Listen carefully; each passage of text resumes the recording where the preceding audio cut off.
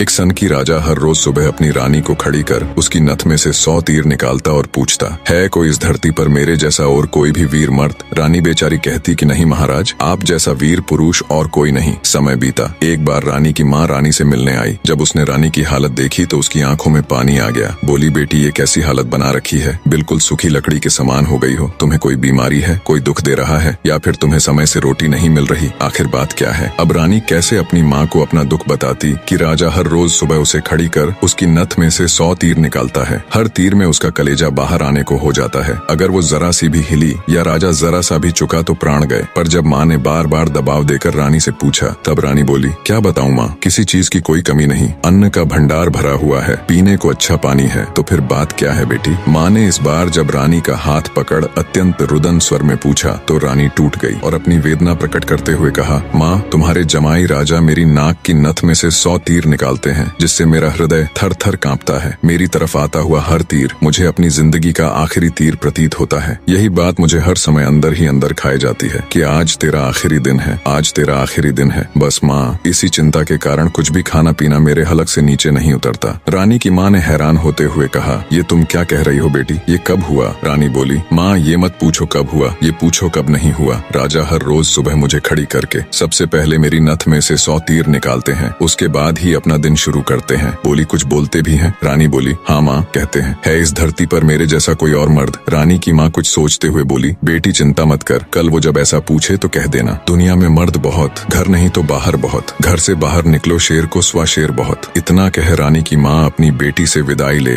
अपने घर चली गई। अब रानी को इंतजार था तो बस अगली सुबह का। राजा ने सोती हुई रानी को हाथ पकड़कर उठाया और कहा, रानी आ जाओ, समय हो गया। रानी ने सोचा, हे भगवान, बस आज और बच जाऊं, फिर तो जो माँ कहकर गई थी वो बोल दूंगी। और उठकर बाग में जाकर आंख बंद करके अपनी नथ पकड़कर खड़ी हो गई। राजा ने रोज की तरह एक के बाद एक 100 तीर रानी की नथ में से निकाले। तीर निकाल राजा बोला, बोल रानी, है दुनिया में मेरे जैसा कोई और शूरवीर मर्द? रानी हिम्मत जुटा बोली, महाराज दुनिया में शूरवीर मर्द बहुत, घर नहीं तो बाहर बहुत, आप बाहर निकल के देखो शेर को सवा शेर बहुत। राजा हैरान होते हुए बोला, ठीक है रानी, अगर यही बात है तो कुछ खाने का सामान दो, मैं जा रहा हूँ बाहर शूरवीर मर्द देखने, मैं भी तो देखूं है कोई मुझसे ज्यादा शूरवीर मर्द इस दुनिया में। थोड़ा बहुत खाने पीने का सामान ले राजा निकल पड़ा। चलते चलते एक कच्चे रास्ते पर हो लिया। थोड़ी दूर ही चला तो आगे देखा एक आदमी रास्ते के किनारे पर लेटा ऊपर की तरफ एकटक देख रहा है। राजा को बड़ा कौतूहल हुआ। ऊपर की तरफ देखा तो उसे सिवाय सूर्य की तेज किरणों के कुछ दिखाई नहीं दिया। गया जिज्ञासावश उसके पास और पूछा, क्यों भाई, ऊपर क्या देख रहे हो?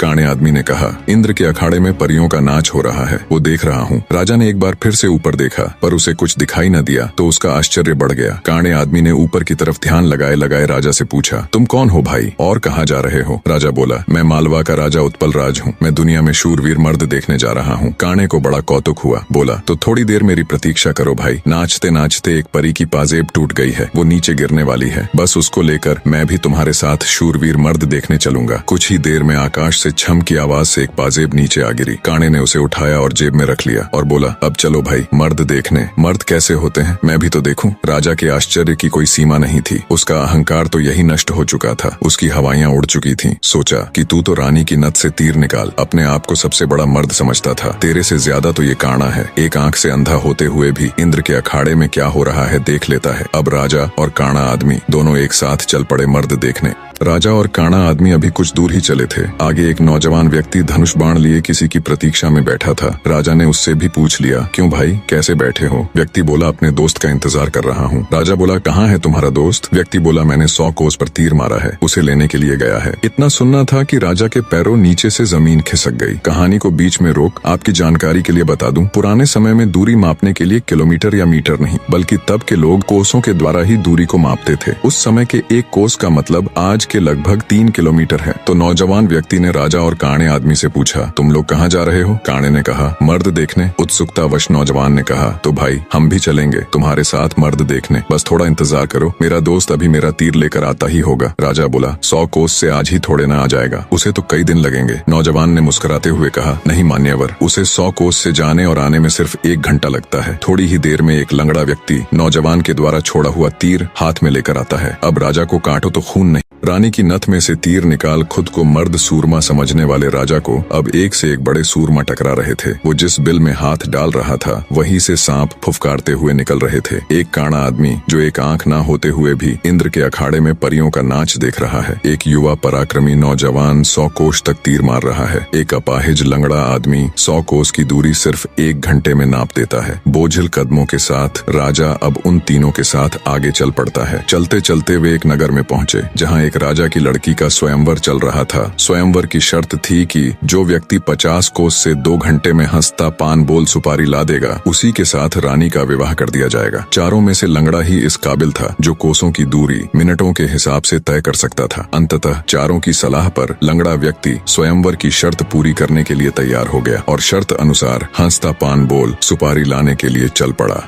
रानी के स्वयंवर की शर्त अनुसार लंगड़ा व्यक्ति तेजी के साथ उस दिशा में बढ़ने लगा जहां हंसता पान बोल सुपारी का पेड़ था। अपनी दिव्य गति से थोड़े ही समय में वो उस पेड़ के पास जा पहुंचा। उसने सुपारी तोड़ी और अपनी जेब में डाल ली। सोचा अभी तो बहुत समय है, क्यों ना थोड़ी देर सुस्ता लिया जाए। ये सोचकर वो उस पेड़ के नीचे सुस्ताने के लिए लेट गया। ठंडी हवा के झोंकों से जल्दी ही उसकी आंख लग गई। उधर तीनों की समय बीतने के साथ साथ चिंता बढ़ रही थी। 2 घंटे पूरे होने को आए थे, बस थोड़ा समय ही बचा था। नौजवान तीरंदाज ने कहा, इतना समय तो उसे कभी नहीं लगता, जरूर कुछ बात है। काने आदमी ने कहा, रुको मैं देखता हूँ। जब काने ने देखा तो वो पेड़ के नीचे सो रहा था और पेड़ से एक खूंखार जहरीला सांप उसे काटने के लिए उसकी तरफ बढ़ रहा था। जब ये बात उसने साथियों को बताई कि वो तो सो रहा है और एक जहरीला सांप उसकी तरफ बढ़ रहा है, तब तीरंदाज नौजवान ने काने से कहा, तुम मेरे तीर का निशाना सांप के फन पर लगाओ। काने ने कहा, हाँ ये ठीक है, निशाना लगाकर मैं हुंकारा भरूं तब तुम तीर छोड़ देना। काने ने तीर को सांप के फन की दिशा में लगाकर जैसे ही हूं कहा, तीरंदाज ने तीर छोड़ दिया। तीर सीधा जाकर सांप के फन पर लगा और धड़ाक की आवाज के साथ सांप नीचे गिर गया। आवाज सुन लंगड़ा आदमी हड़बड़ाहट के साथ उठकर बैठ गया। देखा तो एक जहरीला सांप उसके पास मरा पड़ा है और उसके दोस्त का तीर सांप को लगा हुआ है। सारा माजरा समझते उसे देर न लगी। वो दिव्य गति से नगर की ओर दौड़ा। समय रहते वो हंसता पान बोल सुपारी लेकर राजमहल पहुंच गया। अब समस्या ये थी कि राजकुमारी पर असली हक किसका है। राजा अगर घर से मर्द देखने नहीं चलता तो ये सारा किस्सा ही शुरू नहीं होता। काना अगर अपनी दिव्य दृष्टि से देखकर लंगड़े व्यक्ति को सांप से नहीं बचाता तो राजकुमारी के स्वयंवर की शर्त कैसे पूरी होती। नौजवान तीरंदाज के पास 100 कोस तीर चलाने की क्षमता न होती तो भी उसके मित्र को सांप डस लेता और शर्त पूरी नहीं होती। लंगड़े व्यक्ति के पास दिव्य गति न होती तो भी राजकुमारी स्वयंवर की शर्त पूरी न होती।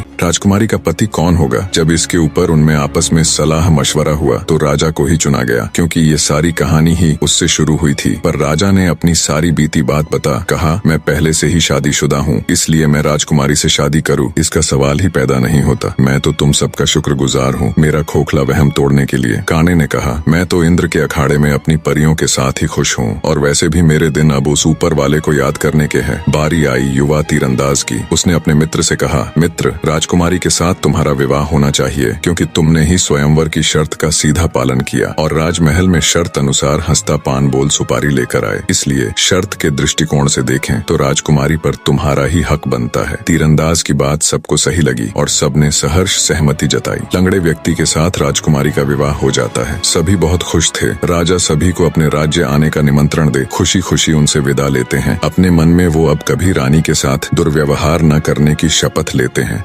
निष्कर्ष, वास्तविक वीरता केवल बाहरी शक्तियों में नहीं बल्कि आंतरिक विनम्रता, संयम और दूसरों की महत्ता को समझने में होती है। राजा उत्पल राज्य ने स्वयं को सबसे बड़ा शूरवीर माना और अपने अहंकार में अंधा हो गया था। वह अपनी रानी पर अत्याचार कर अपनी वीरता का प्रदर्शन करता था, परंतु वास्तव में वह अपने भीतर की हीन भावना और असुरक्षा को छिपा रहा था। अपनी यात्रा के दौरान राजा की ऐसे व्यक्तियों से मुलाकात होती है जिनकी क्षमताएं उससे कहीं अधिक होती हैं। उस एक आंख वाले व्यक्ति का दिव्य दृष्टि से इंद्रलोक का नृत्य देख पाना, उस युवा तीरंदाज का 100 कोस दूर तक तीर मारना और अपाहिज व्यक्ति का अद्वितीय वेग से दूरी तय करना, ये सभी घटनाएं राजा को यह समझाती हैं कि यह संसार अप्रतिम और असीम क्षमताओं का भंडार है। हर व्यक्ति में कुछ न कुछ विशिष्टता होती है और किसी को भी स्वयं से निम्न समझना उसके प्रति अन्याय है। अंततः सच्ची महानता और शक्ति आत्मनिरीक्षण, अपने अहंकार को त्यागने और हर व्यक्ति को उसकी श्रेष्ठता के साथ स्वीकार करने में है। अहंकार नष्ट करने से व्यक्ति का हृदय प्रेम, आदर और करुणा से भर जाता है, जो कि आध्यात्मिक उन्नति का मार्ग है।